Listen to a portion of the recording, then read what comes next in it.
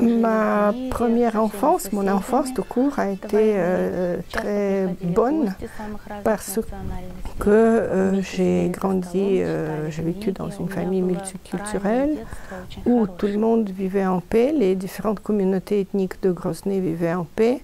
J'ai été entourée de livres, il y avait beaucoup d'invités qui venaient chez nous, j'écoutais leurs conversations. Bref, c'était une période paisible et heureuse.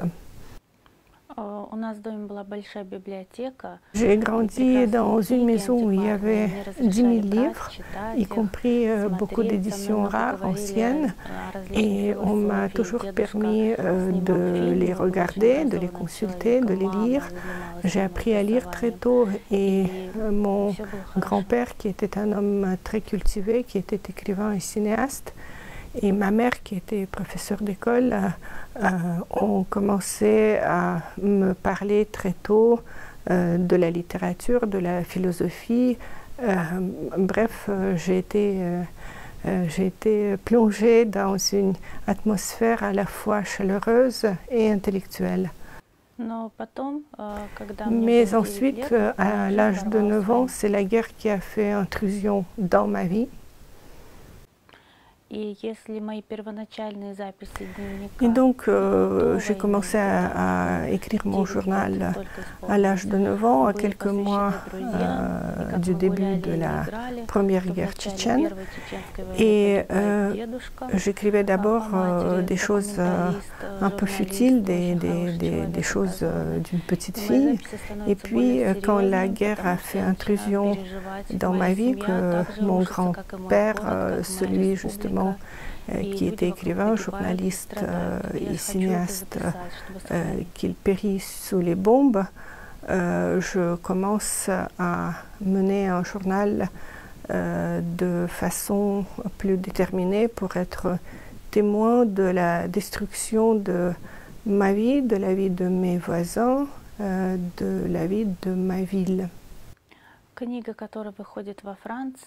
Le livre qui sort en France, c'est la deuxième partie de mon journal où je suis déjà adolescente. Ce texte couvre la période de 2 ans et demi, grosso modo, entre mes 14 ans et mes 17 ans. Quand je reste à Grozny, avec ma mère sous les bombes.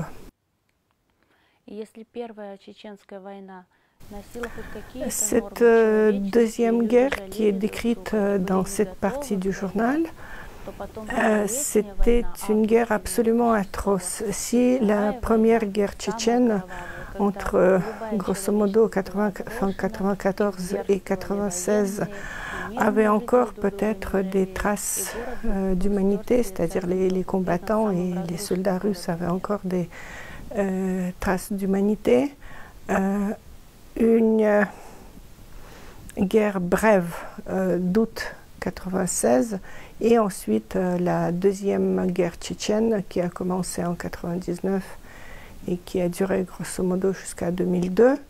C'était une guerre totalement inhumaine, avec des épisodes d'une cruauté inimaginable qui se déroulaient dans une sorte de huis clos en toute absence de couverture médiatique.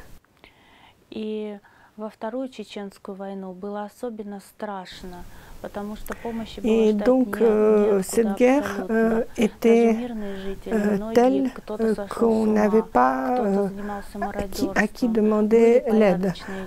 On était confronté à la fois à des tapis de bombes, à la destruction massive de la ville, qui a été après reconnue comme la ville la plus détruite de tous les XXe siècles. Mais aussi, cette guerre a perverti en quelque sorte la nature humaine. Beaucoup de gens sont devenus maraudeurs, pilleurs, tueurs, simplement pour survivre. Il y avait des cas aussi de gens avec une âme noble qui essayaient de sauver d'autres personnes, souvent au prix de leur propre vie. Il y avait aussi beaucoup de gens qui sont tout simplement devenus fous, qui ont perdu la raison.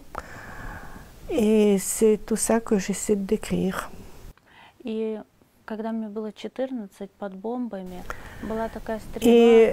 vous savez, au tout début de cette deuxième guerre, il y a eu un obus qui est tombé donc sur notre immeuble.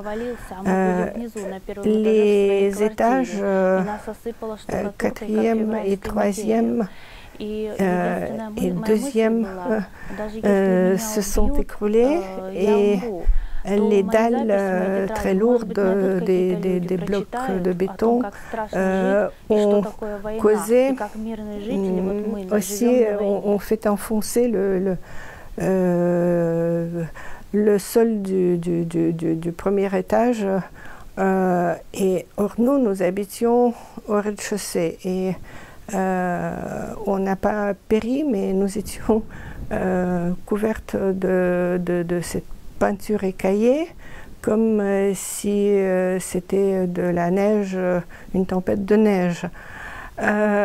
Moi, à ce moment-là, j'ai eu une pensée, j'étais sûre que nous allions périr, et je me suis dit, si je péris, au moins mon journal restera, peut-être il y aura des gens qui le trouveront, et peut-être ça servira de souvenir et de toute cette atrocité, de toute cette guerre atroce, et aussi d'avertissement, parce que moi je dépeins dans ce journal la guerre telle que je l'ai vécue quotidiennement.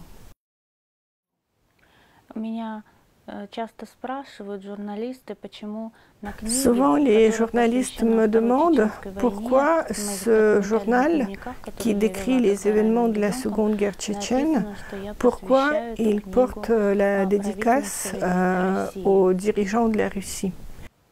Eh bien, je l'ai dédié aux dirigeants russes parce que je veux qu'ils lisent mon livre et qu'ils se rendent compte du bilan de leur gouvernement, du bilan de cette guerre qu'ils ont déclenchée au lieu d'essayer de chercher un compromis, bilan de cette guerre qui a été dirigée contre toute la population civile de Tchétchénie, parce que parfois on parle d'un génocide tchétchène, mais c'était en fait un génocide de tous les habitants de la Tchétchénie, qui était une république largement multiculturelle, où il y avait, et spécialement à Grozny, des Russes, des Ukrainiens, des Arméniens, des Juifs, des représentants de plusieurs peuples du Caucase du Nord, des Tziganes, bien sûr des Tchétchènes et des Ingouches,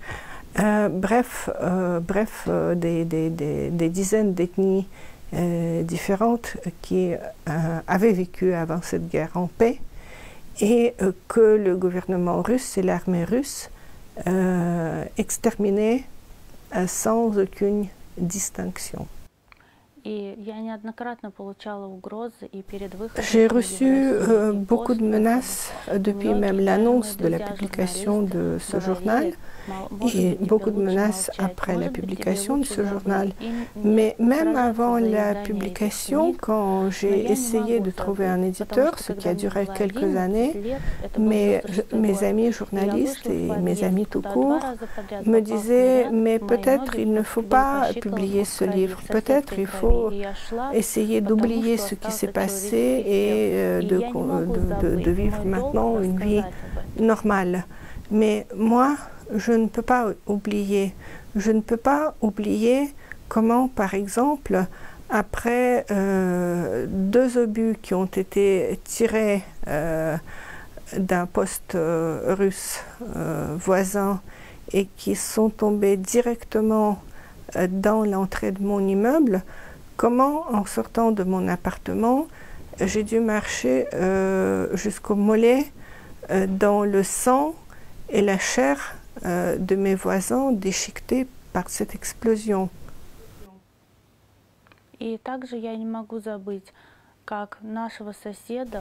Ou par exemple, comment puis-je oublier une autre histoire terrible. Il s'agit du père de ma copine, un ingouche qui n'était absolument pas un combattant quelconque, qui était donc un civil ordinaire. Il a été attrapé par des soldats russes quand j'avais 11 ans. Ces soldats ont attrapé aussi un russe, simplement un passant, et un tchétchène. Ils les ont alignés, ils ont rassemblé des voisins. Moi, je n'ai pas été présente, mais c'est ce que les voisins ont rapporté. Donc, ils ont rassemblé les voisins pour faire le public et ils les ont fusillés en disant voilà, pour les quitter, pour que ce soit une exécution internationale.